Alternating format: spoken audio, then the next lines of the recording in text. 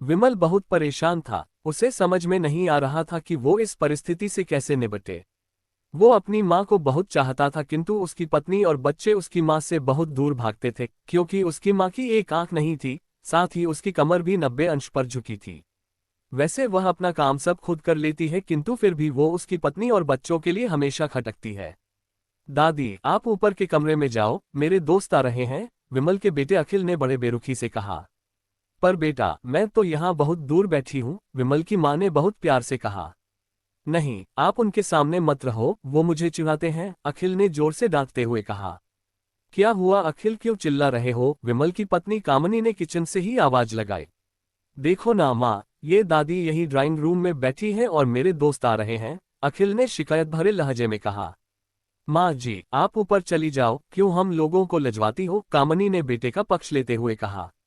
बेचारी सरस्वती चुपचाप उठकर जीने के सहारे ऊपर जाने लगी। कमर झुकी होने के कारण उन्हें ऊपर चढ़ने में बहुत परेशानी हो रही थी, किंतु वो पूरी ताकत से ऊपर के एक अकेले कोने वाले कमरे में जाकर बैठ गईं। विमल बाजू के कमरे से सब सुन रहा था। उसे कष्ट हो रहा था कि उसकी मां को अपमानित होना पड़ रहा है, किंतु वो असहाय था। अगर वो कुछ कहता है तो पत्नी और बच्चे उसका विरोध करने लगते हैं। दूसरे उनके तर्क भी सही लगते हैं। चूंकि वो एक प्रशासनिक अधिकारी था, उसका सामाजिक स्तर बहुत ऊंचा था, उसकी ससुराल भी एक उच्च घराने में थी, अतः वह चुपचाप इस तरह हर दिन अपनी मां को अपमानित होते देखता रहता था। रात को विमल की पत्नी ने कहा, देखो जी, अब कुछ करो। कल कलेक्टर साहब की पत्नी आई थी। माँ जी अपनी देशी धुन धारा में उनसे मिली। मुझे बहुत शर्म आ रही थी बताते हुए कि ये मेरी सास है। मैंने कह दिया कि दूर की रिश्तेदार है, इलाज कराने आई है। विमल को रोना आ गया, किंतु फिर भी वह चुप रहा। उसे समझ में नहीं आ रहा था कि वो क्या करे। अपने बेटे की मन स्थिति को सरस्वती अच्छी तरह से जानती थी और बेटे को कोई कष्ट न हो इसलिए वो हर बात को चुपचाप सह लेती थी। विमल बहुत उदास रहने लगा।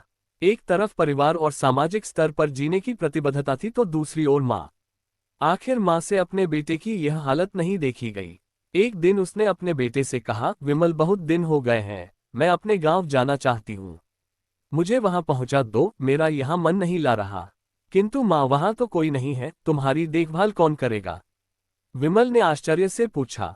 अरे, सब गांव वाले तो हैं और वो तुम्हारे मामा जी तो उसी गांव में रहते हैं और फिर हम सारी व्यवस्थाएं कराएंगे न। कामनी को तो जैसे मन की मुराद मिल गई हो। हाँ बेटा, बहू सही कह रही है, सरस्वती ने लंबी सांस लेते हुए कहा। विमल जानता था कि गांव में मां की देखभाल करने वाला कोई नहीं है, लेकिन अपनी पत्नी की जिद के कारण वह अपनी मां को गांव छोड़ने पर विवश हो गया।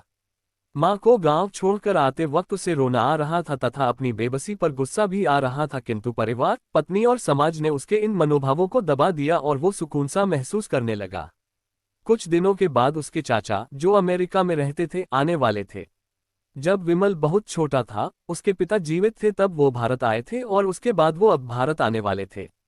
पूरा परिवार और आस पड़ोस बहुत उत्साहित था। अमेरिका से विमल के डॉक्टर चाचा आ रहे थे। डॉक्टर रमेश ने जैसे ही घर में कदम रखा, सबने मिलकर बहुत उत्साह से उनका स्वागत किया। क्यों विमल भाभी नहीं दिख रही, कहाँ है? डॉक्टर रमेश ने उत्सुकतापूर्वक पूछा। जी, वो गांव में रहती हैं, यहाँ उनका मन नहीं लगा, कामनी ने सपाट लहजे में उत्तर दिया। डॉक्टर रमेश ने विमल की ओर देखा तो विमल ने अपनी आंखें झुका ली। डॉक्टर रमेश सब समझ गए। बोले, कल हम भाभी से मिलने गांव चले गए सब लोग। दूसरे दिन सभी लोग गांव के घर में पहुंचे। देखा कि सरस्वती को बहुत तेज बुखार है और वो पलंग पर असहाय पड़ी है। डॉक्टर रमेश दौड़कर सरस्वती के पास गए। उनके पैर छूकर रोने लगे। सरस्वती की ये हालत उनकी कल्पना से परे थी। वाह बेटा विमल, तूने तो नाम उजागर कर दिया। अपनी माँ की ये हालत देखकर तुझे तो शर्म भी नहीं आ रही होगी। डॉक्टर रमेश ने विमल को लगभग डांटते हुए कहा। नहीं देवर जी, विमल का कोई दोष नहीं है, मैं खुद गांव आई थी। सरस्वती ने अपने बेटे का बचाव किया। मुझे सब पता चल गया भाभी, आप चुप रहो। क्यों बहू, तुम्हें अपनी सास की कुरूपता पसंद नहीं है? समाज में तुम्हें नीचा देखना पड़ता है ना? डॉक्टर रमेश ने कामनी की ओर व्यंग्य से देखा। कामनी निरुत्तर होकर विमल को देखने लगी।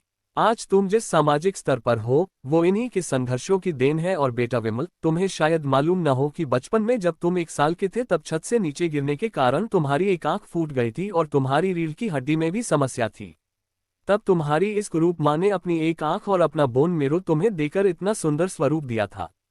कामनी बेटा, इतने सालों तक संघर्ष करके बेटे को प्रशासनिक अधिकारी बनाने वाली इस संघर्षशील औरत की तुम लोगों ने ये दशा कर दी।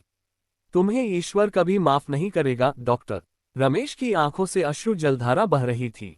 अब भाभी, आप मेरे साथ अमेरिका जाएंगी, यहाँ इन स्वार्थी लोगों के बीच नहीं रहेंगी। डॉक्टर रमेश ने सरस्वती से कहा, विमल को तो काटो तो खून नहीं था। डॉक्टर रमेश जो उसके चाचा थे, उन्होंने जो राज बताया उसके बाद तो विमल को यही लग रहा था कि उससे ज्यादा पापी इंसान इस दुनिया में कोई और है ही नहीं। वह दौड़ता गया और मां सरस्वती के कदमों से लिपट गया।